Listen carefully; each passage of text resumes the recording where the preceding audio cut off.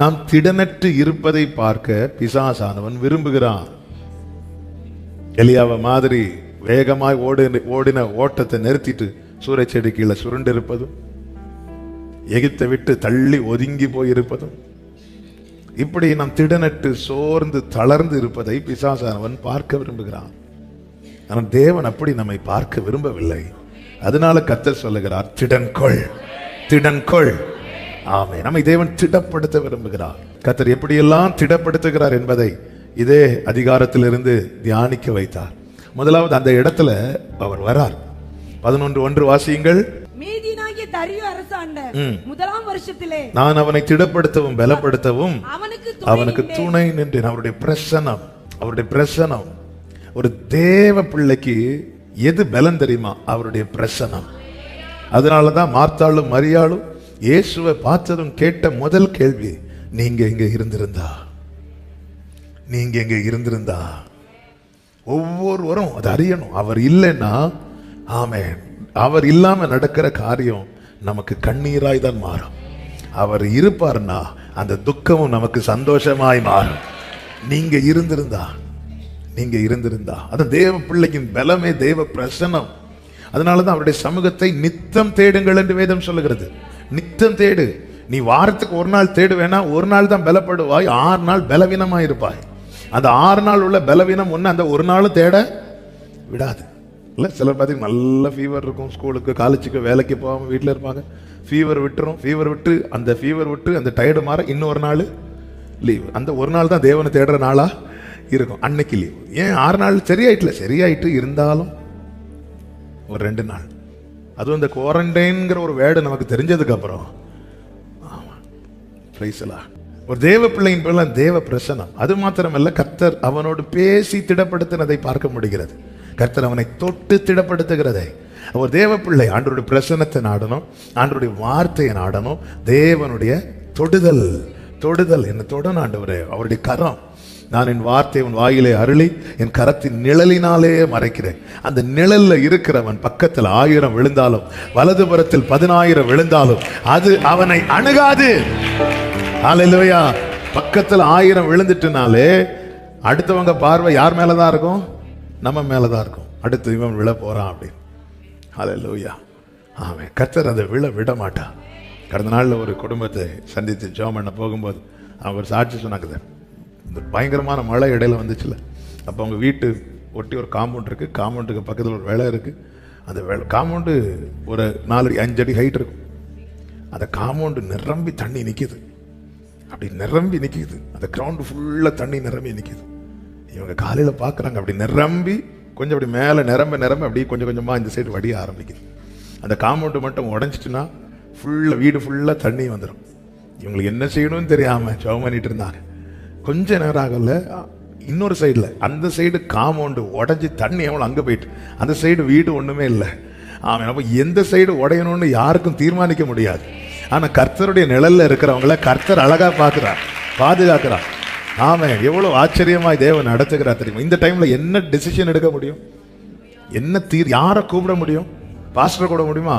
Pastor ஃபோனில் விஷயத்தை கேட்டால் நாங்கள் இங்கிருந்து ஜெபம் பண்ணுறோம். யாரை கூட முடியும்? இல்லை. ஆமாம், அதனால இந்த மறை அதான் ஒரு தேவ பிள்ளை வாழ்ந்திருக்கும் போது தேட ஆரம்பிக்கணும். தாழ்ந்திருக்கும் போது சில நேரத்தில் நமக்கு என்ன செய்யும், பிளாங்காக நிற்போம். நமக்கு வார்த்தையே வராது. எல்லாம் கைவிட்டது போல இருக்கும்போது நமக்கு தெரியும் ஜெபம் பண்ணா நடக்கணும். ஆனால் ஜெபம் பண்ண தெரியாது. அந்த டைமில் அப்படி பிளாங்க் ஆயிரும். திடீர்னு பிளாங்க் ஆயிட்டோம்னா நமக்கு என்ன யாரை கூப்பிடணும்னு தெரியாது, அப்படியே நின்றுட்டே இருப்போம். அதனால தான் ஆரோக்கியம் இருக்கும்போது ஒரு நித்தம் தேடணும், அவருடைய கரத்தை தேடணும், அவருடைய வார்த்தையை தேடணும், அவருடைய பிரசனத்தை தேடணும். இந்த தேடல் நம்மை தினம் திடப்படுத்தி கொண்டே இருக்கும். நாம் திடப்பட வேண்டியது அவசியமா இருக்கிறது. வேதம் சொல்லுகிறது, நாம் தளர்ந்து போகாதிருந்தால் ஏற்ற காலத்திலே அறுப்போம். ஹல்லேலூயா. எதினால் திடனற்று போகிறோம் என்பதை இந்த நாளிலே நாம கொஞ்சம் தியானிக்க போகிறோம். அதிலிருந்து வெளியே வர நாம செய்ய வேண்டிய காரியங்களையும் நாம் தியானித்து எதினால் திடனற்று போகிறோம். ஆமாம், 3 இந்த செய்திக்கு ஏற்றார் போல கர்த்தர் காண்பித்த பிரகாரமாக ஒரு 3 காரியங்களை சொல்லி ஜெபிக்கிற. முதலாவது 8வது வசனத்தை வாசிங்க. நான் தனித்து விடப்பட்டேன், என் உருவம் மாறி வாடி போயிற்று, திடனற்று போனேன். ஒரு மனிதன் திடனற்று போவதற்கான முதல் காரணம் என்ன தெரியுமா? தனித்து விடப்பட்டல், தனித்து விடப்படுறது. ஆமென். தனித்து விடப்படுது. அதுக்கு முந்தின வசனத்தை வாசிங்க. தானியேலாகிய நான் மாத்திரம் அந்த தரிசனத்தை கண்டேன், என்னோட இருந்த மனுஷரோ அந்த தரிசனத்தை காணவில்லை. அவர்கள் நடுங்கி ஓடி ஒளித்து கொண்டார்கள். ஓடி ஒளித்து கொண்டாங்க. சரி தானியேல் நீயும் வா, நம்ம போவோம்ல. ஆமென். ஒரு பிரச்சனைன்னு வரும்போது எல்லாருக்கும் அவங்களுடைய பாதுகாப்பு ரொம்ப முக்கியம். அந்த இடத்துல தானியேல் சொல்றார், நான் தனித்து விடப்பட்டேன், நான் திடனற்று போனேன். பல நேரத்தில் உடன் இருப்பவர்களுக்கு நாம தெரியாதபடிக்கு நாம எங்கேயோ இருப்போம். சில நேரங்களில், பல நேரங்களில் உடன் இருப்பவர்கள் நம் கண்களுக்கு அவர்கள் தெரியாதபடிக்கு அவர்கள் மறைந்து கொள்வதுதான் பெரும்பாலும் நடப்பது. நமக்கு ஒரு பிரச்சனை வரும்போது ஃபோன் பண்ணா நாட் ரீச்சபிள், ஃபோன் பண்ண நாட் ரீச்சபிள், இல்லை ரிங் ஆகும், எடுக்க மாட்டாங்க. கொஞ்ச நேரம் கழிச்சு கூப்பிட்டா நம்ம கால் வெயிட்டிங்ல இருக்கும். அது அர்த்தம் என்ன? அவங்க வேற யார்ட்டையோ, அப்ப வேற யாரோ போன் அவங்க எடுக்கிறாங்க. ஆமே. நம்ம போன் பார்த்தா எடுக்கிறது இல்லை. ஆமே. ரீச் பண்ண முடியாத இடத்துல அவங்க ஒதுங்கி கொள்ளுகிறார்கள். அவங்க எதுக்கு ரிஸ்க் எடுக்கணும்னு பார்க்கறாங்க. அவங்க பயந்து ஓடி ஒளித்து கொண்டார்கள். நான் தனித்து விடப்பட்டு. பவுல் தனித்து விடப்பட்ட அனுபவத்தை சொல்லுகிறார். 2 தீமோத்தேயு 4வது அதிகாரம் அதனுடைய 15வது 16 வசனத்தை வாசியுங்கள். நான் முதல் விசை உத்தரவு சொல்ல நிற்கையில் ஒருவனும் என்னோட கூட இருக்கவில்லை, எல்லாரும் என்னை கைவிட்டார்கள். அந்த குற்றம் அவங்க தப்பு பண்ணாங்க. என்ன தப்பு பண்ணாங்க தெரியுமா? ஒருத்தரை என் கூட இல்ல சொல்லிட்டு கர்த்தர் அவர்களை தண்டிப்பாராகன்னு சொல்லல. கிருபை பெற்றவன் என்ன சொல்லுவான் தெரியுமா? அந்த குற்றம் அவர்கள் மேல். அப்ப அது ஒரு குற்றம், தனிமை. பவுல் சொல்றாரு, நான் முதல் விசை உத்தரவு சொல்ல நிற்கையில் ஒருவனும் என்னோடு கூட இருக்கவில்லை, எல்லாரும் என்னை கைவிட்டார்கள். அடுத்த வசனத்தை வாசிங்க. கர்த்தரோ, கைகளை உயர்த்தி ஆமென் சொல்லுங்க பார்க்கலாம். கர்த்தரோ எனக்கு துணை நின்று என்னை பலப்படுத்தினார். ஹல்லேலூயா. அப்ப ஒரு தேவ பிள்ளை தனித்து விடப்படும் போது உடனே அவங்கள நம்ம சபிக்க கூடாது. யாரெல்லாம் தனியா விட்டுட்டு போனாங்களோ அவங்களை என்ன செய்யக்கூடாது? சத்தமா சொல்லுங்க, சபிக்க கூடாது. ஆண்டவரே அவன் நல்லா இருப்பானா அப்படி சொல்ல, அவன் நல்லா இருப்பான். நம்ம எல்லாம் ஒரு கொஸ்டின் மார்க்கோட தான் ஆமா, அவன் நல்லா இருப்பானா, அவன் எப்படி இருப்பான், அப்படி இல்லை. அந்த குற்றம் அவர்கள் மேல் சுமராதிருப்பதாக. அப்போ இந்த இடத்துல ஒரு தேவ பிள்ளையின் தேடல் எதுல இருக்கணும் தெரியுமா? யார் என்னை கைவிட மாட்டேன் வாக்கு கொடுத்திருக்கிறார். நான் மனிதன் அல்ல, தேவனாயிரு. எப்ராஹிமே, உன்னை நான் எப்படி கைவிடுவேன்? நான் மனிதன் அல்ல, நான் தேவனாயிருக்கிறேன். நான் உலகத்தின் முடிவு பரியந்தம் சகல நாட்களிலும், உலகத்தின் முடிவு பரியந்தம் சகல நாட்களிலும் என் வாழ்க்கை, நம்முடைய வாழ்க்கையில சொந்தக்காரங்கள்லாம் இருக்கிறாங்கல்ல, எப்போ வருவாங்க? முக்கியமான நாட்கள்ல. நம்ம கூட எல்லாரும் எப்போ இருப்பாங்க சொல்லுங்க? முக்கியமான நாட்கள்ல. ஆமா. வெளியே படிக்கிற பிள்ளைங்க பேரண்ட்ஸ் கூட எப்போ இருப்பாங்க தெரியுமா? லீவு நாட்கள்ல. எல்லா சொந்தக்காரங்களும் சேர்ந்து எப்போ இருப்பாங்க தெரியுமா? வீட்டில் ஏதாவது ஆமா ஏதாவது ஒரு ஃபங்க்ஷன் நடக்கணும். முக்கியமான நாட்கள்ல, முக்கியமான நாட்கள்ல. ஆண்டவர் சொன்னார், கிறிஸ்துமஸுக்கும் ஈஸ்டருக்கும் உன் பர்த்டேக்கும் நியூ இயருக்கும் நான் உன் கூட இருப்பேன் அப்படி சொல்லல. ஆமே. நான் உனக்கு தந்த சகல நாட்களிலும், சகல நாட்களிலும். ஹல்லேலூயா. ஆமே. கர்த்தர் நல்லவர். ஹல்லேலூயா. தனித்து விடப்பட்ட பவுல் எல்லாரும் விட்டுட்டு போறாங்க. அப்ப இங்க தனிமை எதனால வருதுன்னா, கூட இருக்கிறவங்க விலகினதுனால. கூட இருக்கிறவங்க விலகிட்டாங்க. கூட வந்துட்டு இருந்தாங்க, திடீர்னு பார்த்தா ஒருத்தர் இல்லை, அப்படியே விலகிட்டாங்க. சிலர் ஒளித்துக் கொள்றாங்க, சிலர் விட்டுட்டு போயிட்டாங்க. ஆமே. தானியேல் சொல்றாரு, ஓடி ஒளித்துக் கொண்டார்கள். தானியேல் கூட இருக்கிறவங்க, தானியேல் கூட யாரெல்லாம் தான் இருந்திருப்பா, அதுல நேம் மென்ஷன் பண்ணவில்லை. ஆனாலும் தானியேலுடைய ஃப்ரெண்ட்ஸ் கொஞ்சம் பேர் உண்டு இல்ல.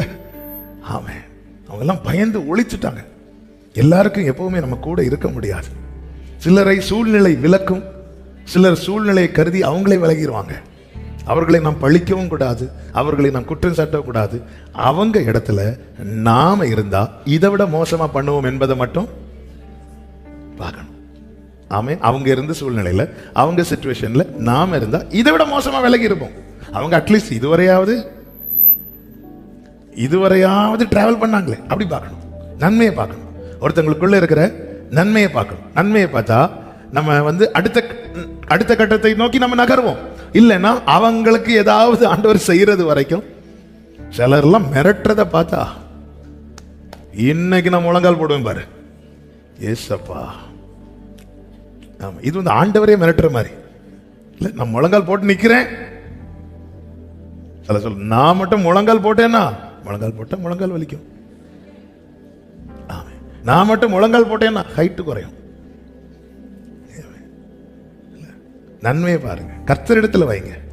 பழி வாங்குதலும் பதில் செய்யறதும் கர்த்தருக்குரியது. யாரை எப்படி டீல் பண்ணணும்னு ஆண்டவருக்கு தெரியும். அவருக்கு ஆலோசனைக்காரனா இருந்தவன் யார்? என் காரியத்தை உம்மிடத்தில் சாட்டி விட்டேன், அவ்வளவுதான். என்னுடைய ஆதங்கத்தை நான் ஆண்டவர் சமூகத்தில் கொட்டலாம், என் வேதனை கொட்டலாம், என் விண்ணப்பத்தை வைக்கலாம். ஆனா இப்படிதான் நீங்க செய்யணும்னு அவரை என்னால கம்பல் பண்ண முடியாது, கூடாது. ஹல்லேலூயா, ஆமென்.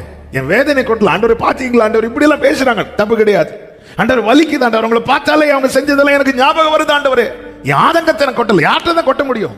அவர்கிட்ட மட்டும்தானே. ஆனா ஆண்டவர்கிட்ட இப்படிதான் நீங்க அவனுக்கு செய்யணும்னு சொல்லி ஃபோர்ஸ் பண்ண கூடாது. தனித்து விட்டுட்டு போவாங்க. ஏன் தனியா விட்டுட்டு போனாங்க? பைபிளே சொல்லி இருக்குது, பயந்தாங்க. பயம் அவங்களை பிடிச்சிட்டு உன்னை வெறுத்து தனியா விடல. சிலர் உன்னை விட்டுட்டு விலகினது காரணம் அவங்க பயப்படுறாங்க. உனக்கு ஹெல்ப் பண்ண பயப்படுறாங்க, உனக்கு சப்போர்ட் அன்னைக்கு பயப்படுறாங்க, தங்களுக்கும் பிரச்சனை வந்துருமான்னு பயப்படுறாங்க. ஆனா அப்படி பயப்படாம ஒருத்தர் நிக்கிறார், அவதான் சொல்றார், பயப்படாதே. ஹல்லேலூயா, பயப்படாதே, பயப்படாதே. சிலர் பயப்படுவாங்க, நம்ம கூட இன்னைக்கு பயப்படுவாங்க. சில காரியங்களை சொல்லிட்டு சொல்லுவாங்க, நான் சொன்னேன்னு யார்கிட்டையும் அந்த பயம் இருக்குல்ல, பையன் சொல்றீங்க. சிலர் ஏதாவது சொல்லிட்டு நான் சொன்னேன்னு மட்டும் அவங்களுக்கு அந்த பயம் இருக்குல்ல, அப்ப எதுக்கு சொல்றீங்க? தனித்து விடப்படுகிறது. எதனால? தனிமை விலகி போனதுனால. இரண்டாவது தனிமை என்பது ரூத் 1:5 நகோமியை குறித்து இப்படி சொல்லப்பட்டிருக்கிறது. ரூத்தின் புஸ்தகம் 1:5. மக்லோன் கிலியோன் என்னும் அவர்கள் இருவரும் இறந்து போனார்கள். அந்த ஸ்திரீ தன் குமாரர் இருவரையும் தன் புருஷனையும் இழந்து தனித்தவளானாள். ஆமென். இங்கே தனிமை என்பது எதை காண்பிக்கிறதுனா இழப்பு. இழப்புனால தனிமை. வாழ்க்கையில சில இழப்புகள், இழப்புனால யோபு அப்படியே தனித்தவனானான். ஆமென். இழந்தவங்க. அப்படிப்பட்டவர்களை கர்த்தர் எப்படி திடப்படுத்துகிறார் என்றால், சிறுமைப்பட்டவளே, பெருங்காற்றில் அடிப்பட்டவளே, தேற்றரவட்டவளே, மலைகள் விலகினாலும் பர்வதங்கள் நிலை பெயர்ந்தாலும் என் கிருபை உன்னை விட்டு க்ளோரி. எந்த திடனற்றவனையும் திடப்படுத்த என் தேவன் வல்லவராயிருக்கிறார். ஹல்லேலூயா. எந்த திடனற்றவனையும் திடப்படுத்த. ஆமென். ஒண்ணுமே இல்லை. அந்த ஏசாயா 54 எடுத்துக்கொள்ளுங்கள். அதுல சொல்லப்படுகிற வார்த்தையை பாருங்கள். ஏசாயா 54வது அதிகாரம் அதனுடைய 4 முதல் வாசியுங்கள். பயப்படாதே, நீ வெட்கப்படுவது இல்லை, நானாதே, நீ லட்சியம் அடைவதில்லை. உன் வாலிபத்தின் வெட்கத்தை நீ மறந்து உன் விதவை இருப்பின் நிந்தையை இனி நினையாதிருப்பாய். 6வது வசனம். கைவிடப்பட்டு மனம் நொந்தவளான ஸ்திரீயை போலவும் இளம் பிராயத்தில் விவாகம் செய்து தள்ளப்பட்ட மனைவியை போலவும் இருக்கிற. கைவிடப்பட்டு மனம் நொந்து தள்ளப்பட்டவள மாதிரி இருக்கிற உன்னை கர்த்தர் அழைத்தார் என்று உன் தேவன் சொல்லுகிறார். கைகளை உயர்த்தி ஆமென் சொல்லுங்க பார்க்கலாம். இமைப்பொழுது உன்னை கைவிட்டேன், உருக்கமான இரக்கங்களால் உன்னை. 10வது வசனம். மலைகள் விலகினாலும் பர்வதங்கள் நிலை பெயர்ந்தாலும் என் கிருபை உன்னை விட்டு விலகாமலும் என் சமாதானத்தின் உடன்படிக்கை நிலை பெயராமலும் இருக்கும் என்று உன்மேல் மனதிருக்கிறார். உன்னை அழைத்தார். உன்னை அழைத்து என்ன செய்கிறார் தெரியுமா? உன் நிலைமையை பார்த்து விட்டுட்டு போகல.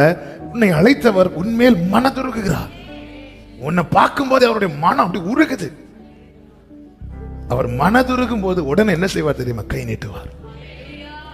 உமக்கு சித்தமானால் சுத்தமாக்க என்னை சுத்தமாக்க உம்மால் ஆகும் என்று அந்த குஷ்டரோகி சொன்னதும் பைபிள் சொல்லுது, அவர் மனதுருகி உடனே தொட்டுட்டார் அவனை. ஹல்லேலூயா, ஹல்லேலூயா. நம்மை தொட்டு கொண்டிருக்கிற உறவுகள் திடீர்னு இல்லாம போகும்போது அந்த இடத்துல நம்மை தேற்றுறதுக்கும் நம்மை ஆற்றுறதுக்கும் நம்மை தாங்கிறதுக்கும் யாரும் இல்லைன்னு ஃபீல் பண்ணுவோம் தெரியுமா? அந்த இடத்துல தான் அவர் வந்து இப்படி கைப்பிடிப்பார். 11வது வசனத்தை வாசிங்க. சிறுமைப்பட்டவளே, பெருங்காற்றில் அடிப்பட்டவளே, தேற்றரவற்றவளே, இதோ நான். அந்த இடத்துல தான் ஆண்டவர் நிற்கிறார். நான் உன் கல்லுகளை பிரகாசிக்கும்படி வைத்து நீல ரத்தினங்களை உன் அஸ்திபாரமாக்கி உன் பலகணிகளை பளிங்கும் உன் வாசல்களை மாணிக்க கற்களும் உன் மதில்களை எல்லாம் உச்சிதமான கற்களும் ஆக்குவேன். இங்கே சொல்லப்பட்ட சூழ்நிலை என்பது தம்முடைய ஜனத்தை குறித்து இளம் பிராயத்திலே கைவிடப்பட்டு தள்ளப்பட்டவன், மனம் வந்து விவாகம் செய்து தள்ளப்பட்ட மனைவி போல இருக்கிறவளை, இனி என் வாழ்க்கை எப்படி கட்டி எழுப்பப்படும்? இனி எனக்கு யார் உண்டு? இருந்தவங்க போயிட்டாங்களே, நான் எல்லாவற்றையும் இழந்து நஷ்டப்பட்டு நிற்கிறேன்னு அந்த இடத்துல கர்த்தர் சொல்லுகிற, நான் நிற்கிறேன். ஹல்லேலூயா. உனக்கு துணையா இருக்கிறவங்க என்னென்ன செய்து உன் வாழ்க்கையை கட்டி எழுப்புவாங்கன்னு நினைக்கிறியோ, உன் தகப்பன் இருந்திருந்தா எப்படி எப்படி நடந்திருக்கும் நீ ஃபீல் பண்றியோ, அதை விட மேலாக நான் உனக்கு நின்று செய்ய வேண்டிய அனைத்தையும் செய்வேன் என்று கர்த்தர் சொல்லுகிறார். உன் பிள்ளைகள் எல்லாரும் கர்த்தரால் போதிக்கப்பட்டிருப்பாங்க. ஹல்லேலூயா. உன் பிள்ளைகளுடைய சமாதானம் பெரிதாயிருக்கும். நீதியினால் ஸ்திரப்பட்டிருப்பாய். நீதியினால். யாருங்க நீதி? நீதியும் ஞானமும் ஆனவரே இயேசுவே நீரே. அப்போ இங்கே தனித்தவளானால் ரூத் எப்படி, நகோமி எப்படி தனித்தவளானால்னா இழப்பு, வாழ்க்கையில உண்டாகிற இழப்பு. மோசே இல்லாத போது யோசுவாவுக்கு அது இழப்பு. கர்த்தர் அந்த இடத்துல வந்து நின்று சொல்றார், நான் மோசையோடு இருந்தது போல.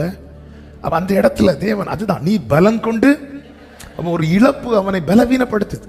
இந்த யோசுவா யார்? அமலேக்கோடு யுத்தம் பண்ணினவன். அவன் யுத்தம் பண்ண தைரியம் எங்க இருந்து வந்துச்சு? எனக்காக ஒரு மோசே நின்று ஜெபம் பண்ணிட்டு இருக்கிறார், எனக்காக ஒரு மோசே இருக்கிறார், என் வீட்டுல ஒரு மோசே இருக்கிறார், எங்க அப்பா இருக்கிறாங்க, எங்க அம்மா இருக்கிறாங்க, அவங்க இருக்கிறாங்க, எங்க தாத்தா இருக்கிறாங்க, எங்க பாட்டி இருக்கிறாங்க, ஜெபம் பண்றவங்க இருக்கிறாங்க, எனக்காக ஒரு மோசே நிக்கிறது வரைக்கும் நான் தைரியமா ஃபேஸ் பண்ணுவேன். திடீர்னு பார்த்தா அந்த மோசே இல்ல, தளர்ந்து போய் நிக்கிறான். கர்த்தர் சொல்றார், ஆமென், நீ பயப்படாதே, திடன்கொள், பலன் கொண்டு திடமனதாயிரு, பலன் கொண்டு திடமனதாயிரு, நான் உன் கூட இருப்பேன். ஆமென். மோசே உன் கூட இருந்ததை நீ எவ்வளவு ஸ்ட்ரெங்தா நீ ஃபீல் பண்ணியோ, அதை விட பலமா நான் உன் கூட இருக்கிறத நீ ஃபீல் பண்ண. ஹல்லேலூயா, ஹல்லேலூயா. சார், நமக்கு தந்த வார்த்தை என்ன தெரியுமா? திடன்கொள். ஆமென். இப்படிப்பட்ட சூழ்நிலையில யார் இருக்கிறீங்க? எல்லாம் முடிஞ்சது.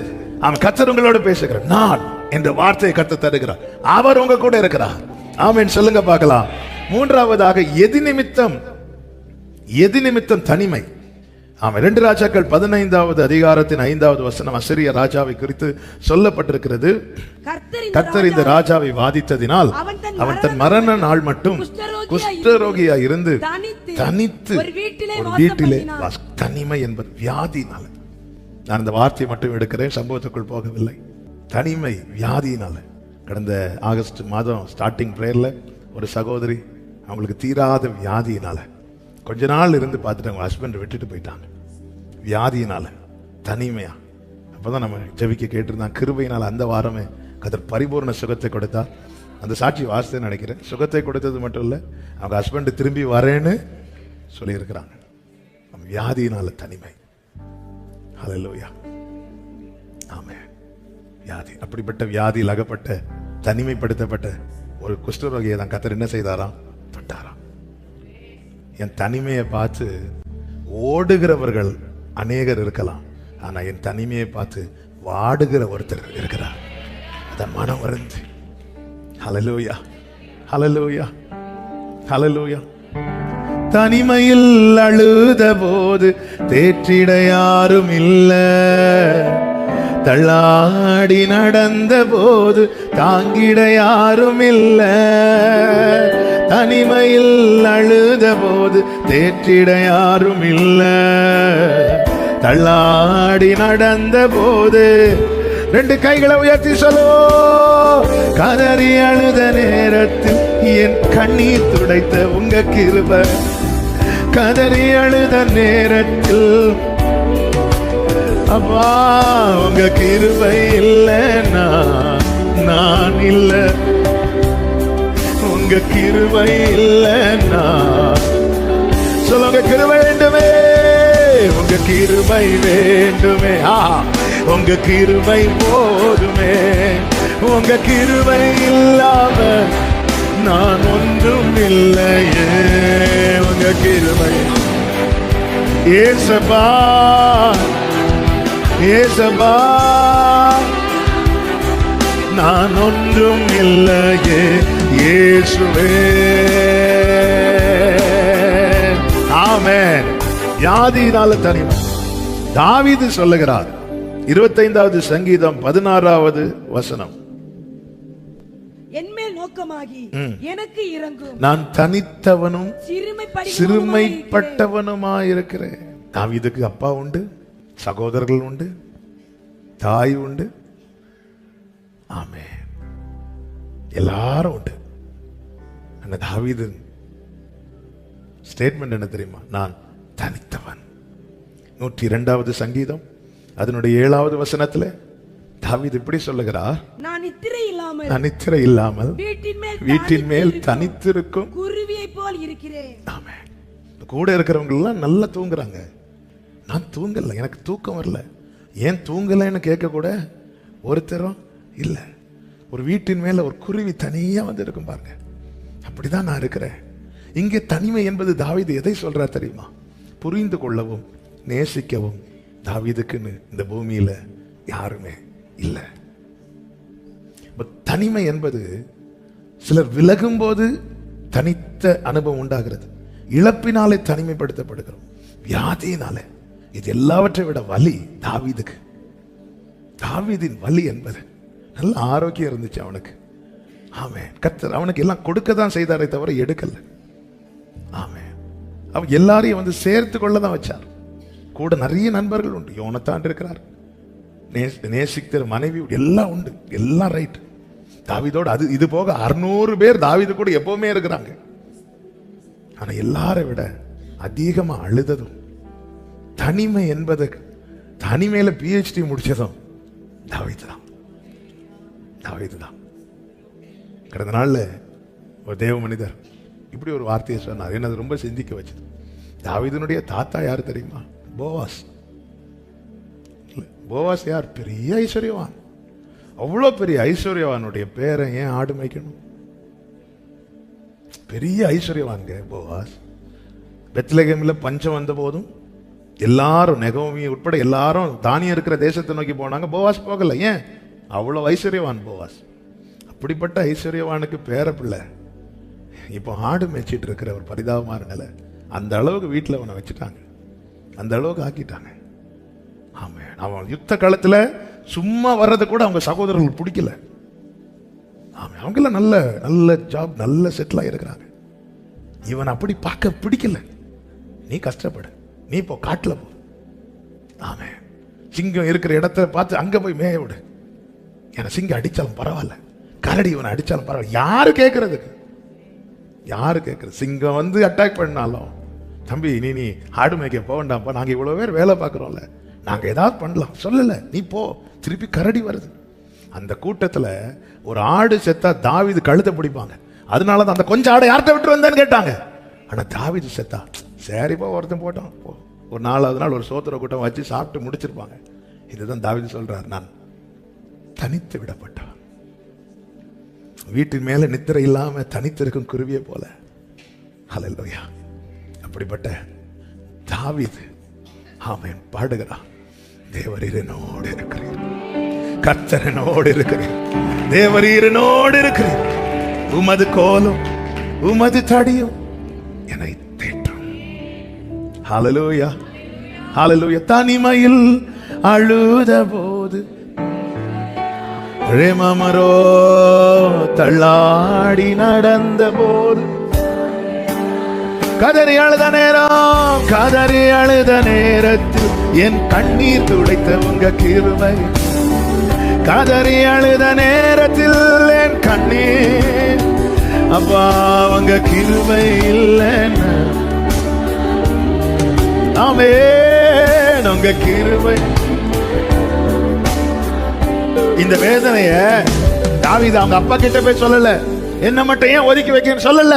ஏன்னா அந்த ஒதுக்கி வச்ச கூட்டத்தில் அவங்களும் இருக்கிறாங்க. அண்ணன் கிட்ட போய் சொல்லல, மனைவி கிட்ட சொல்லல, வேற யார்கிட்டையும் சொல்லல.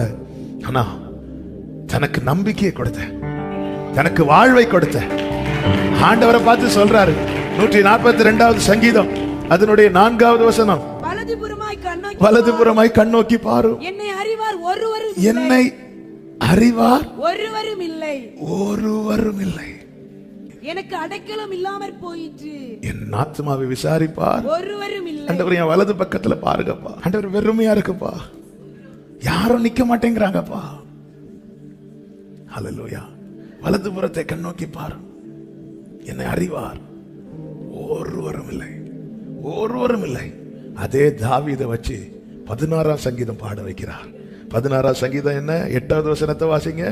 கர்த்தரை எப்பொழுதும் எனக்கு முன்பாக வைத்திருக்கிறேன், அவர் என் வலது பாரிசத்தில் இருக்கிறபடியால் கைகளை தட்டி ஹல்லேலூயா.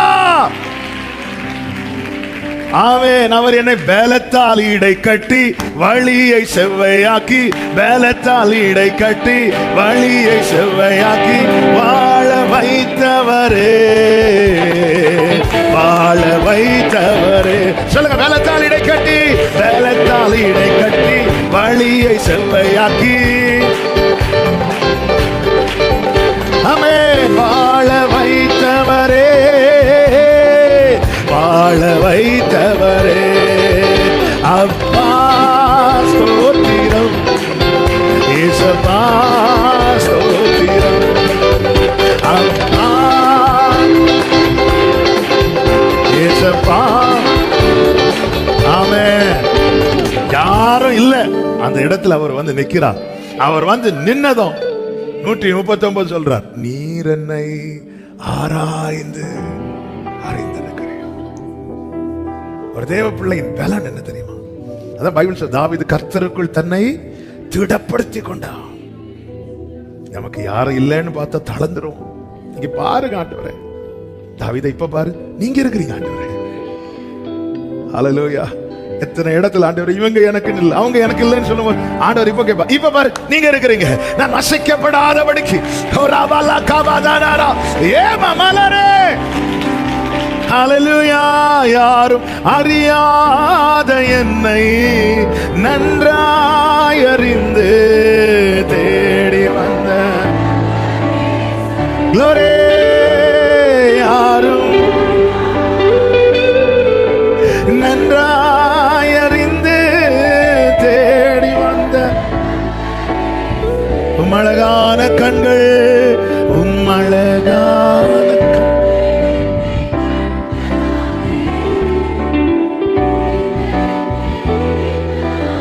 ஜீசஸ். ஆமென், ஆமென், ஹல்லேலூயா. தனித்து விடப்பட்டது நிமித்தம் திடனற்றவர்களாகிறோம். ஆனா அந்த இடத்துல ஆமென், அந்த வெறுமையை அவர் நிரப்புவா. எப்படி நிரப்புவார் தெரியுமா? ஒரு தூதனை கொண்டு வந்து நிறுத்தி அல்ல, ஆபத்தில் நானே அவனோடு இருந்து, நானே அவனோடு இருந்து, நானே அவனோடு இருந்து. அதனால என் தந்தையும் தாயும் என்னை கைவிட்டாலும் கர்த்தரனை சேர்த்து, அப்பாவும் நீரே அம்மாவும் நீரே. ஜீசஸ். நானும் தன் பிள்ளை அல்லோ, நானும் தன். இரண்டாவது, எது நிமித்தம் தானியேல் திடனற்று போனான் என்று சொல்லுகிறான். ஆமே, நம்முடைய வாழ்க்கையில் நாம் எது நிமித்தம் திடனற்று போகிறோம்? 10வது அதிகாரத்தின் 8வது வசனத்தை வாசியுங்கள். நான் தனித்து விடப்பட்டு அந்த பெரிய தரிசனத்தை கண்டேன், என் பலன் எல்லாம் போய். சில காரியத்தை பார்க்கிறதுனால நம்ம திடனற்று போகிறோம். 1 சாமுவேல் 30வது அதிகாரத்தின் 3வது வசனம். அவன் மனுஷன் அந்த பட்டணத்துக்கு வந்தபோது, இதோ அது அக்கினியினால் சுட்டெரிக்கப்பட்டது என்றும் தங்கள் மனைவிகளும் தங்கள் குமாரரும் தங்கள் குமாரத்திகளும் சிறைபிடித்து கொண்டு போகப்பட்டார்கள் என்றும் கண்டார்கள். அமலேக்கியர் வந்து எல்லாத்தையும் பிடிச்சிட்டு அந்த பட்டணத்தையே எல்லாத்தையும் சுட்டரிச்சுட்டு போயிட்டாங்க. இதை அவங்க என்ன செய்தாங்க? பார்த்ததும் 4வது வசனத்தை வாசிங்க. அப்பொழுது தாவீதும் அவனோடு இருந்த ஜனங்களும் அழுகிறதற்கு தங்களில் பலன் இல்லாமல் போகுமட்டும். சில காரியத்தை பார்த்து நம்ம பார்த்து தளர்ந்துருவோம்ல, சில ரிப்போர்ட்டை பார்த்து தளர்ந்துரும். பிள்ளைங்க சில ரிசல்ட்டை பார்த்து தளர்ந்துருவாங்க. அவ்வளவு எதிர்பார்ப்போடு தானியேல் சொன்னான், அது கண்டேன், என் பலனெல்லாம் போயிட்டு. யாக்கோபு மகனை அனுப்புறார், விசாரித்து வர, சகோதரர்களை விசாரிச்சுட்டு வாப்பான். கொஞ்ச நேரத்தில் சகோதரர்கள் வஸ்திரத்தை கொண்டு வராங்க. ஆதியாகமம் 37, 32, 33 வசனங்கள். ஆதியாகமம் 37, 32, 33 வசனங்கள். பலவர்ணமான அந்த அங்கியை தங்கள் தகப்பனிடத்தில் அனுப்பி, இதை நாங்கள் கண்டெடுத்தோம், இது உம்முடைய குமாரன் அங்கியோ அல்லவோ பாரும் என்று சொல்ல சொன்னார்கள். யாக்கோபு அதை கண்டு இது என் குமாரனுடைய அங்கிதான். ஒரு துஷ்ட மிருகம் அவனை பட்சித்து போட்டது, யோசேப்பு பீருண்டு போனான் என்று புலம்பினான். கண்டு புலம்புறான். அதன் பிறகு அவன் துக்கித்துக் கொண்டிருந்தான் என்று அடுத்த வசனத்துல பார்க்கிறோம். துக்கித்துக் கொண்டிருந்தான். அப்போ இங்கே சொல்ல வருகிற வார்த்தை என்னவென்றால், சில காட்சிகள் நமக்குள்ளே அவ்வளவு நாள் இருந்த நம்பிக்கையையும் பலத்தையும் ஆரோக்கியத்தையும் சில காட்சிகள் பார்த்ததுமே அப்படி எடுத்துட்டு போயிடும். அப்படி தளர்ந்து போயிடும், சோர்ந்து போயிடும். எகிப்தில அவ்வளவு பெரிய மீட்பை கண்ட ஜனங்கள் பார்வோன் சேனை பின்னாக வருகிறதை கண்டதும் அவ்வளவுதான். அங்க கல்லறை இல்லைன்னா இங்க கொண்டு அவ்வளவுதான். சில காட்சிகள் சோர்ந்து போயிடுவோம். சில காட்சிகள்ல நாமளே டிசைட் பண்ணிடுவோம். இங்க யாக்கோபு சொல்றா, 33வது வசனத்தை வாசிங்க. இது என் குமாரனுடைய அங்கிதான். அதுல உண்மை இருக்குது. இது ஏன்னா அந்த அங்கியை கொடுத்தது யாருதான்? யாக்கோபு கொடுத்ததுனால தெரியுது இது எஸ் குமாரனுடைய அங்கிதான். ஆனா அதுல மட்டும்தான் உண்மை இருக்கு. அடுத்ததுல என்ன இல்ல? உண்மை இல்ல. அவன் என்ன சொல்லுகிறான் பாருங்க, ஒரு துஷ்ட மிருகம் அவனை பட்சித்து போட்டது என்கிறான். யோசேப்பு இதெல்லாம் எதை வச்சு சொல்றாருன்னா, கெஸ் பண்ணி பார்த்ததை வச்சு சொல்றார். நீ பார்ப்பதை வைத்து உன் முடிவை தீர்மானிக்காதே. நீ பார்ப்பதை வைத்து உன் முடிவை தீர்மானிக்காதே. காற்றும் இல்லாம இருக்கலாம், மழையும் இல்லாம இருக்கலாம், ஆனா கர்த்தர் இருக்க உன் வாய்க்கால் தண்ணீரால் நிரப்பப்படும். ஆமென் சொல்றவங்க கைகளை தட்டி ஹalleluya. நீ பார்க்கிறத வச்சு தீர்மானிக்காத. ஆமென். அதான் சொல்லுவாங்கல, கண்ணால் காண்பதும் காதால் கேட்பதும். ஆமென். நீ நான் பார்க்கிறத வச்சு. அதனாலதான் பவுலே சொல்றார், அநேக நாளாய் சூரியனாவது சந்திரனாவது நட்சத்திரங்களையாவது நாங்க காணாததுனால பிழைப்போம் என்கிற நம்பிக்கை முழுவதும் அற்று போயிட்டு. அநேக நாளாச்சு ஒண்ணுமே பார்க்கல. அது ஏதோ பார்த்திருந்தா சொல்லிருக்கலாம். ஆமென். நீ பார்ப்பதை வைத்து தீர்மானிக்காதே. இவ்வளவு நாள் கண்ட நாசரத்தை அல்ல இப்பொழுது ஜனங்கள் பார்க்க போகிறது. பிலிப்பு வந்து அழைக்கிறார், நாத்தான்வேலே வா. அவர் மேசியா வந்திருக்கிறார், தீர்க்க தரிசனத்தில் சொல்லப்பட்டவர் வந்திருக்கிறார். எங்க? நாசரேத். நாசரேத்திலிருந்து நன்மை வருமா? இவ்வளவு நாள் நீ பார்த்த நாசரேத் அல்ல, இனி நீ நன்மையை பார்க்க நாசரேத்துக்கு போகணும். நஸ்ரேன் என்னப்படுகிறார். இவ்வளவு நாள் பார்த்ததை வச்சு தீர்மானிக்காதீங்க. இன்னைக்கு நீங்க உங்க பிள்ளையை எப்படி பார்க்கறீங்களோ அதை வச்சு தீர்மானிக்காதீங்க. ஆமே. எப்படி யாக்கோபு யோசேப்பினுடைய அங்கியை வைத்து தீர்மானித்தானோ அப்படி பிள்ளைகளுடைய மார்க்கை வச்சு தீர்மானிச்சிட்டு இருக்கிறோம். பிள்ளைகளுடைய டேலண்ட் வச்சு தீர்மானிக்கிறோம். பிள்ளைகளுடைய பலவீனத்தை வச்சு தீர்மானிக்கிறோம். தீர்மானிச்சு துக்கித்துக் கொண்டிருந்தான். ஆண்டவர் பார்த்தார், அவனை செப்பரேட் பண்ண. அவன் கடைசியில் யாக்கோபு வந்து என்ன சொன்னா தெரியுமா? அவன் நீ பிழைக்க தெரியாதவன் நினைச்சு நான் ஏன் கூட வச்சிட்டு இருந்தேன் யோசேப்பு. ஆனா இப்பதான் தெரியுது, நான் பிழைக்கணும்னா இப்ப நான் அவன் கூட இருக்கணும். ஹல்லேலூயா. கர்த்தருடைய திட்டம் என்பது பெரியது, தேவ திட்டம் என்பது பெரியது. யாக்கோபு கடைசியில் யோசேப்பு கேராஃப்ல தான் இருக்கிறார். நாம எதை வச்சு தீர்மானிக்கிறோம்? மார்க்க வச்சு தீர்மானிச்சுட்டு இருக்கிறோமா? இது அவனோட தான், இது அவன் தான். அவ்வளவுதான். அவன் ஒரு மிருகம், அவன் பீருண்டு போனான். யோசேப்பு கஷ்டப்பட்டது உண்மைதான். அவன் ஆனா கர்த்தர் அவனோடு இருந்தான். பார்ப்பதினால் தளருகிறோம். ஆனா ஒரு தேவ பிள்ளையை புரிந்து கொள்ளுங்கள், அவன் என் கண்ணில் காண்பதல்ல, அவன் கர்த்தர் குறித்தது. இந்த எரிகோவை நான் பார்த்து கொண்டிருப்பேன், ஆனால் நான் தளர்ந்து போவேன். இந்த எரிகோவை தாண்டி எனக்கு ஒரு நன்மையை கர்த்தர் வைத்திருக்கிறார் என்று. விசுவாசம் என்பது என்ன? காணப்படாதவைகளின் நிச்சயம். ஆமென், ஆமென். பார்ப்பதினால சில காரியங்களை பார்த்து தளர்ந்து போறோம்ல. ஆமென். கர்த்தர் இந்த நாளிலே சொல்லுகிறார், திடன்காள். மூன்றாவதாக சொல்லி செபிக்கிறேன். தானியேல் 10வது அதிகாரம் 9வது வசனம். அவருடைய வார்த்தைகளின் சத்தத்தை கேட்டு அவருடைய வார்த்தைகளின் சத்தத்தை கேட்கும் போது நான் முகங்கவிழ்ந்து நித்திரை போகிறவனாய் தரையிலே கேட்கிறதுனால சில செய்திகள் கேட்டதுனால தளர்ந்து போயிட்டோம். சில செய்திகள் கேட்கிறதுனால. நெகேமியா ராஜ அரண்மனையில பந்தி விசாரிப்புக்காரன். அப்பொழுது ஒருவன் ஓடி வந்து ஒரு செய்தியை சொல்லுகிறான். சத்துருக்கள் அலங்கத்தையெல்லாம் இடிச்சுட்டாங்க. அதை கேட்ட பொழுது உட்கார்ந்து அழுறான். யோபு வீட்டில் எல்லா வேலையும் செஞ்சு நல்ல ஆரோக்கியமா சந்தோஷமா இருக்கும்போது ஒருத்தன் ஓடி வந்து சொல்றான், நம்ம சம்பாதியத்தில் எல்லாம் போயிட்டு பிள்ளைங்க மேல அந்த வீடு இடிஞ்சு விழுந்துட்டு. அப்படி கேட்டதும் அவன் போய் உக்காந்துட்டான். சில காரியங்கள் கேட்க முடியாது, சில காரியங்கள் நம்மளால கேட்க முடியாது. தூரத்துல படிக்கிற ஒரு பிள்ளை போன் பண்ணி, டாடி மம்மி எப்படி இருக்கீங்க, நான் நல்லா இருக்கேன், இப்படி கேட்கறதுல இருக்கிற சந்தோஷம். திடீர்னு போன் பண்ணி அந்த போன்ல மட்டும் அந்த பிள்ளை அழ ஆரம்பிச்சுட்டுனா, எவ்வளவு பெரிய ஆளா இருந்தாலும் சரி அங்க உடஞ்சிருவான், அங்க நொறுங்கிடுவான். சில காரியங்கள் கேட்க முடியாது. கொஞ்சம் சவுண்டு மாறினாலே, ஏன்னா எங்க வீட்டுல எல்லாம் சகோதரர்கள் வெளியே இருக்கிறதுனால நம்ம போன் கொஞ்சம் சவுண்டு மாறினாலே அங்க சளிதான் இருக்கும். வந்து சொல்லுவாங்க, ஓ அவளுக்கு சளி இருக்குது, பிள்ளைக்கு ஒரே தலைவலி இருக்குது. நம்ம தலைவலி இருக்கும், அது போகும், தாங்க முடியாது. சில காரியங்கள் கேட்கறதுனால. அதனாலதான் தாவீது தன்னுடைய பலவீனத்தை அவன் அறிந்ததுனால ஆண்டவர்கிட்ட என்ன கேட்டான் தெரியுமா? ஆண்டவரே, சந்தோஷமும் மகிழ்ச்சியும் கேட்கும்படி செய்யும். அப்பொழுது நீர் நொறுக்கின எலும்புகள் களிகூரும். ஆண்டவரே, என்ன திடப்படுத்த, என் காதுல என்ன கேட்க வைக்கணும்னு உங்களுக்கு தெரியும்பா. ஒரு மேய்ப்பனுடைய சத்தம் ஒரு ஆடை திடப்படுத்தும். கர்த்தர் என் மேய்ப்பராயிருக்கிறார். அதனாலதான் 142வது சங்கீதம் 8வது வசனத்துல சொல்லுகிறார், அதிகாலையிலே உமது கிருபையை கேட்க பண்ணும். நான் கேட்கிற முதல் சத்தம் உங்க சத்தமா இருக்கட்டும், கிருபையின் வார்த்தையா இருக்கட்டும்பா. காலை எழும்போதே இன்னும் சொல்லணும்னா, ஆண்டவரோட நல்ல வார்த்தையை கேட்க பண்ணுங்கப்பா, இல்லைன்னா நான் விழுந்துருவேன்ப்பா, நான் நொறுங்கிருவேன்ப்பா.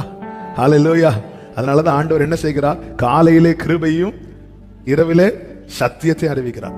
விடமாட்டா. ஒரு நாள் பூரணாகிறது கிருபையும் சத்தியமும் சந்திக்கணும். வருத்தப்பட்டு வாரம் சுமக்கிறவர்களே வாங்கன்னு கூப்பிடுறார். இது கிருபையின் அழைப்பு. ஆமென். அடுத்து வந்த ஒவ்வொருத்தருக்கும் ஆண்டவர் வந்து இப்படி நடக்கணும்னு சொல்லுகிறார். இது சத்தியம். இந்த கிருபையும் சத்தியம் சந்திக்கிறது இது நம்முடைய வாழ்க்கையிலே. ஆமென். நான் வந்து இந்த கிருபைக்கும் சத்தியத்துக்கும் நம்முடைய வாழ்க்கையை பூரணமாய் கொடுத்தால்தான் நம்ம கிறிஸ்துவை சந்திக்க முடியும். அவர்தான் கிறிஸ்து. ஆமென். சொல்லுங்க பார்க்கலாம். கிருபையை சத்தியத்தை விட்டு பிரித்தும் பார்க்க முடியாது, சத்தியத்தை கிருபையை விட்டு பிரித்தும் பார்க்க முடியாது. இது ரெண்டும் ஒன்றை ஒன்று சந்திக்கும். நீதியும் சமாதானமும் மூச்சமிடும். அவர்தான் நம்ம ஆண்டவராகிய இயேசு கிறிஸ்து. அதனாலதான் சில கிருபைன்னு இந்த அர்த்தத்துல கொஞ்சம் பேர் போயிடுறாங்க. சிலர் வந்த உடனே எழுத்து கோலும் பிடிச்சு அடிச்சு வந்து இருந்தோன்னா, யோவானுடைய பிரசங்கம் என்ன, விரியன் பாம்பு குட்டிகளே அடி வந்ததும் அடி. யோவான் சொல்றதுல காரியம் இருக்கு. யோவான் சொன்னாருன்னு சொல்லிட்டு அடிச்சு நொறுக்கி அவங்களை காயப்படுத்தி ஒண்ணு. இந்த அர்த்தத்துல கொஞ்சம் பேர் இருக்கிறாங்க, இந்த அர்த்தத்துல கொஞ்சம் பேர் இருக்கிறாங்க. இந்த கிருபையின் சத்தியத்தை உணரணும். பேதுருவின் படகுல ஏறினார் தெரியுமா? அது கிருபை. கொஞ்ச நேரத்துல பேதுரு பாவியின் பாதத்துல விழுந்தான் தெரியுமா? சத்தியம் உணர்த்துது. அவர் இருந்தா அவன் படகு நிரம்ப மட்டும் செய்யாது, உள்ளம் உடைக்கப்படும். கிருபையும் சத்தியம் ஒன்றை ஒன்று சந்திக்கிறது. ஆமென். சொல்லுங்க பார்க்கலாம். சில கண்ணால தாவீது, ஆண்டவரே அப்பா காலையில உடைய கிருபையை கேட்க பண்ணுங்கப்பா, இந்த நாளை நான் ரன் பண்ணணும்ப்பா, சில காரியங்களை நான் ஃபேஸ் பண்ண வேண்டி இருக்குதுப்பா ஆண்டவரே, சில காரியங்களை கேட்டு நான் தளர்ந்து போயிருக்கிறேன்ப்பா. கர்த்தர் அறிவீர் ஆண்டவரே. ஆமென். தளர்ந்த கைகளை திடப்படுத்துங்கள், தள்ளாடுகிற முழங்கால்களை பலப்படுத்துங்கள். ஆமென். கர்த்தர் நம்மை திடப்படுத்துகிற தேவனாய் இருக்கிறார். நீ தனிமைப்படுத்தப்பட்டது நிமித்தமா, நீ காண்கிறது நிமித்தம், நீ கண்ட சில காரியங்கள் நிமித்தம், கேட்ட சில வார்த்தைகள் நிமித்தம் தளர்ந்து போய் வந்திருக்கிறாயோ, கர்த்தர் உனக்கு துணையா இருக்கிறார். காண வேண்டிய நன்மையை காண பண்ணுவாராக, கேட்க வேண்டிய சீயோன் கேட்டு மகிழ்ந்தது மகிழச் செய்வாராக. கர்த்தர் அப்படியே உங்களை ஆசீர்வதிப்பாராக. கர்த்தர் நல்லவர். ஹல்லேலூயா, ஹல்லேலூயா.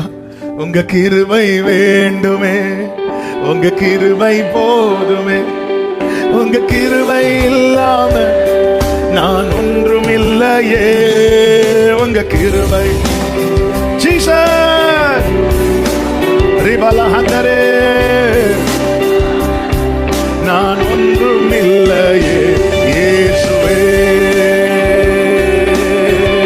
சொல்லுங்க, தனிமையில் அழுத போது, தனிமையில் அழுத போது தேற்றிட யாரும் இல்ல, தள்ளாடி நடந்த போது தாங்கிட யாரும் இல்ல, தனிமையில் அழுத போது தள்ளாடி நடந்த போது அவே கதறி அழுத நேரத்தில் என் கண்ணீர் துடைத்த உங்க கிருபை, கதறி அழுத நேரத்தில் அவே உங்க கிருபை இல்லைனா நானும் இல்ல அப்பா, உங்க கிருபை இல்லைனா.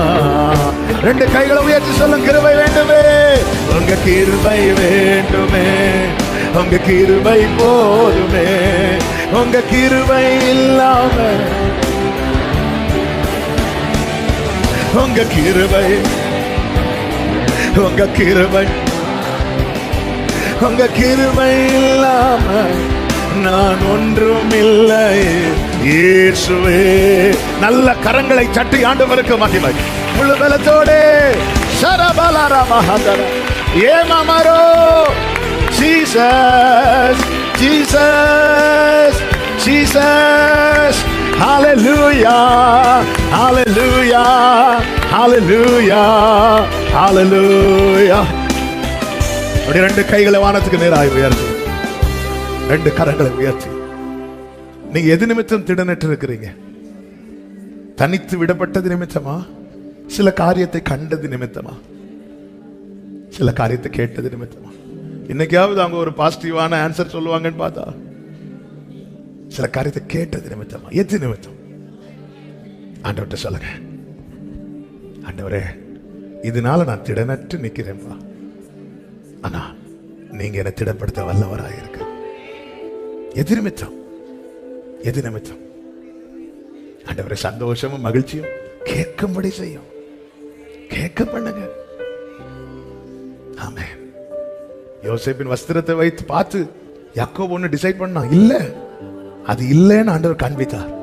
யோசேப்பையும் யோசேப்புடைய பிள்ளையும் பார்க்க வச்சார், மகிழ பண்ணார். எது நிமித்தம்? எது நிமித்தம்? ஆண்டவரை எல்லாரும் என்னை விட்டுட்டு போயிட்டான், என் வலது புறத்துல பாருங்க என்னை விசாரிப்பார் ஒருவரும் இல்லைன்னு சொல்லும் போது கர்த்தர் வலது பாரிசத்துல நிக்கிறார். இப்ப சொல்லு, இனி என்ன சொல்லுவேன்? ஆண்டவரே நீர் என்னை ஆராய்ந்து அறிந்திருக்கிறீங்க, நீங்க இருக்கிறீங்க. அருமையான சகோதரா, அருமையான சகோதரி, கர்த்தர் எவ்வளவு உங்களை நேசிக்கிறார். உங்கள் காதுகளில் இந்த சத்தம் கேட்க பண்ணி இருக்கிறார். அநேகருடைய வாழ்க்கையை அவன் அப்படியே பிரதிபலிக்கும்படியா இந்த நாளிலே கர்த்தருடைய வார்த்தை விளங்கினதை என் ஆவியில உணர முடியும். ஹல்லேலூயா. ஆமென். ரெண்டு கைகளை உயர்த்தி சொல்லுங்க, நீங்க இருக்கிறீங்கப்பா. நம்புவேன் இறுதி, நம்புவேன் இறுதி, நம்புவேன் நம்புவேன். ஹல்லேலூயா. அப்படியே ஹல்லேலூயா பாடுவோமா? ஹல்லேலூயா ஹல்லேலூயா. ஷெரமல ஹந்தரக படரா. ஹல்லேலூயா ஹல்லேலூயா ஹல்லேலூயா ஹல்லேலூயா. Jesus, hallelujah, hallelujah, amen. பரிசுத்த பிதாவே, நல்ல தகப்பனே, நன்றியோடு உம்மை துதிக்கிறோம், ஸ்தோத்திரிக்கிறோம், மகிமைப்படுத்துகிறோம், வாழ்த்துகிறோம். உங்க கிருபை மிகவும் பெரியது ஆண்டவரே. எங்களோடு இடைப்பட்டு எங்களை அறிந்து எங்களோடு பேசின, எங்களை திடப்படுத்தின உங்க கிருபைகளுக்காய் ஸ்தோத்திரம். யாரும் இல்லைன்னு வரும்போது நீங்க நிப்பீங்கப்பா ஆண்டவரே. நான் கண்டு துக்கமடைந்த காரியத்தை நீங்க மகிழ்ச்சியாய் மாற்றி காண பண்ணுவீங்கப்பா. கேட்டு தளர்ந்த காரியங்கள்ல மகிழும்படியான காரியங்களை கேட்க வைப்பீங்க ஆண்டவரே. ரெண்டு கைகளை உயர்த்தி சொல்லுங்க, எனக்கு நீங்க இருக்கிறீங்கப்பா, எனக்கு நீங்க இருக்கிறீங்கப்பா. ஆமென் தகப்பனே. ஒவ்வொருவரையும் ஆட்கொள்ளும், சமாதானத்தோட அனுப்புங்க, சாட்சியாய் கொண்டு வாங்க. எல்லா மகிமை கனம் துதி ஸ்தோத்திரமும் ஒருவருக்கே செலுத்துகிறோம், இரட்சகர் இயேசு கிறிஸ்துவின் நாமத்தில் பிதாவே, ஆமென். சேர்ந்து சொல்லுவோம், என் ஆத்துமாவே கர்த்தரை ஸ்தோத்திரி, முழு உள்ளமே அவருடைய பரிசுத்த நாமத்தை ஸ்தோத்திரி, என் ஆத்துமாவே கர்த்தரை ஸ்தோத்திரி, கர்த்தர் செய்த சகல உபகாரங்களை மறவாதே. ஆமென். நம்முடைய கர்த்தராகிய இயேசு கிறிஸ்துவின் கிருபையும் பிதாவாகிய தேவனுடைய அன்பும் பரிசுத்த ஆவியானவருடைய ஐக்கியமும் சிநேகமும் பாதுகாவலும் நம் அனைவரோடும் எல்லா பரிசுத்தவான்களோடு கூட கர்த்தருடைய வருகை மட்டும் தங்கி இருப்பதாக. ஆமென். ஹல்லேலூயா.